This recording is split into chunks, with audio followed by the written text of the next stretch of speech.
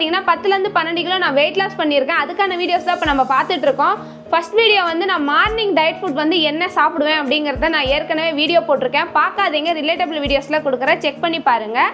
Afternoon வந்து நான் என்ன லஞ்சுக்கு டயட் ஃபுட் எடுத்துப்பேன் அப்படிங்கிறதுக்கு தான் இன்றைக்கி பார்க்க போகிறோம். வாங்க பார்க்கலாம். மெயினாக மதியத்தில் வந்து ரைஸ் நிறைய பேர் நிறைய சாப்பிடுவீங்க. நான் வந்து அதை கொஞ்சம் ஆல்ட்ரேட் பண்ணியிருக்கேன். எப்படின்னு பார்க்கலாம். ரைஸ் வந்து கம்மியான அளவில் 100 கிராம் மட்டும் எடுத்திருக்கேன். அதோட கீரை வந்து அதிகமாக எடுத்திருக்கேன். நான் முருங்கைக்கீரை எடுத்திருக்கேன். நீங்கள் எந்த கீரை வேணாலும் எடுத்துக்கலாம். அதோட கேரட் பொரியல் கொஞ்சம், உருளைக்கிழங்கு கொஞ்சம், முட்டை 2 வந்து நான் மஞ்சக்கரு இல்லாமல் எடுத்து வச்சிருக்கேன். ஏன் ரைஸ் நம்ம கம்மியாக எடுத்துட்டு வெஜிடபிள் கீரையெல்லாம் அதிகமாக எடுக்கிறோம் அப்படின்னா, ரைஸில் வந்து கார்போஹைட்ரேட் அதிகமாக இருக்கிறதுனால ரைஸ் வந்து ரொம்பவே கம்மியா எடுத்துக்கணும். கீரையில வந்து இரும்பு சத்தும், வெஜிடபிள்ஸ்ல வந்து விட்டமினும் ஃபைபரும் அதிகமா இருக்கிறதுனால நம்ம அதை அதிகமா எடுத்துக்கலாம். அதே மாதிரி முட்டையில வந்து புரோட்டீன்ஸ் அதிகமா இருக்கு. இதனால நமக்கு வெயிட் லாஸ்க்கு வந்து ரொம்பவே ஹெல்ப் பண்ணும். ஏன்னா கார்போஹைட்ரேட்டை நம்ம கம்மி பண்றதுனால. ஸோ நான் மதியம் வந்து என்னுடைய டயட் ஃபுட்டா இதை தான் எடுத்துக்கிறேன்.